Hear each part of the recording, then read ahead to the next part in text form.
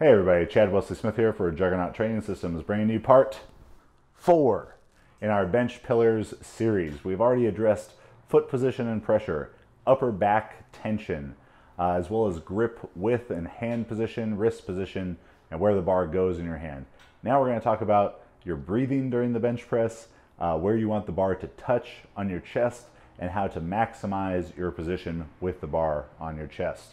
So, a lot of this is going to relate to our last video on grip width, so make sure you watch the previous pillars as you work up to this one.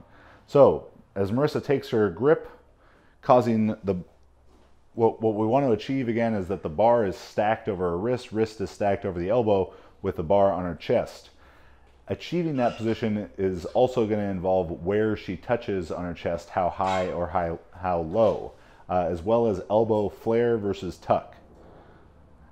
So you can see here, Marissa touches a bit higher on the chest.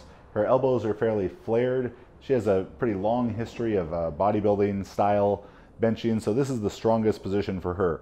More elbow flare is going to involve a bit more pec and shoulder, where more elbow tuck would be a bit more dominant in the triceps. You need to kind of find out what is more effective for you, but the main thing is going to be to achieve this bar stacked over wrist over elbow position. So if Marissa maybe had a bit closer grip, for her to still achieve this position, it would require her to touch a bit lower and for her to tuck her elbows more. And I'd say it would be rare to have someone who has more elbow flare in the bench than Marissa, but if we did have someone with a very, very wide grip, like a max legal grip, for her to achieve that bar over wrist over elbow position, she would need to touch very high on her chest.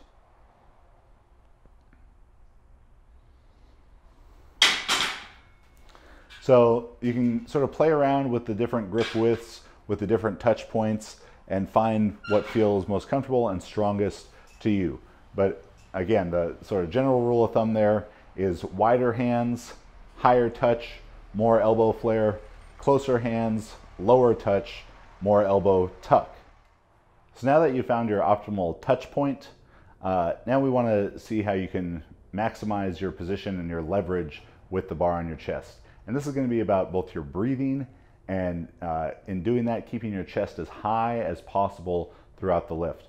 In the setup video, upper back position video, pillar number 2, we talked about feeling pressure in your traps. And those are going to be tied together a lot, feeling the pressure in your traps and keeping your chest high. So as Marissa sets up, she uses the rack to get up on her traps, glute bridges, feels the pressure in her traps, walks her feet down while maintaining that pressure, whole foot pressure, knee below hip. Before she begins to bring the bar down, we're going to take big air in, lock the lats in, lock the upper back position in, and as she brings the bar down, we're trying to reach up to the bar with her chest. A very common problem we'll see is that as the athlete brings the bar down, their chest begins to collapse and they lose tension and they lose some of that upper back position. And oftentimes that is linked with the head. It's become a very common practice for athletes to lift their head off the bench, and unless you're very, very mindful of it, as the head comes up, the chest will often come down and the chest will sort of retreat from the bar.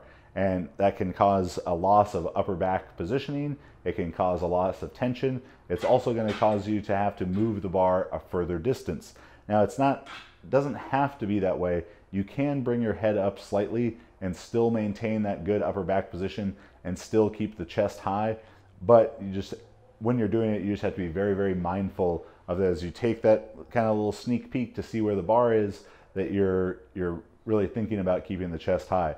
A lot of that bringing the head up is sort of a holdover from geared benching technique, because one, you probably needed to see how far the bar was away from your chest, as well as maybe alleviating some of the tension in the shirt to actually be able to touch your chest. I'm assuming if you're watching this video, you're probably a raw bench presser, so you shouldn't need to lift your head for those reasons. So if it's more comfortable to you or whatever, go ahead and do it. Just be mindful of keeping your chest as high as possible throughout the lift. Again, about the breathing, as Marissa brings the bar out,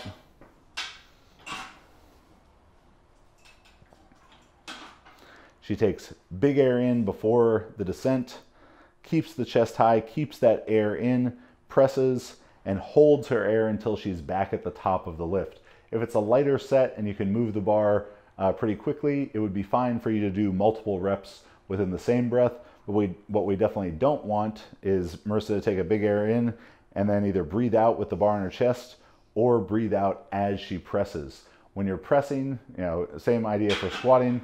When you're breathing out, you're relaxing, and you don't want to be relaxing as you're exerting force on the bar. All right, so this was our fourth pillar. In this video, we addressed where the bar should touch on your chest, how to maximize tension with your breathing, and how to focus on keeping the chest as high as possible for that optimal pressing position. Make sure you check out the previous parts in this series on foot pressure, upper back position, and grip width, and look for part number 5 coming out next week, and subscribe to the channel. Get expert program design, video analysis, and guidance for powerlifting and weightlifting, whether you're a beginner, intermediate, or advanced athlete, through Team Juggernaut's online coaching. Click Learn More to sign up.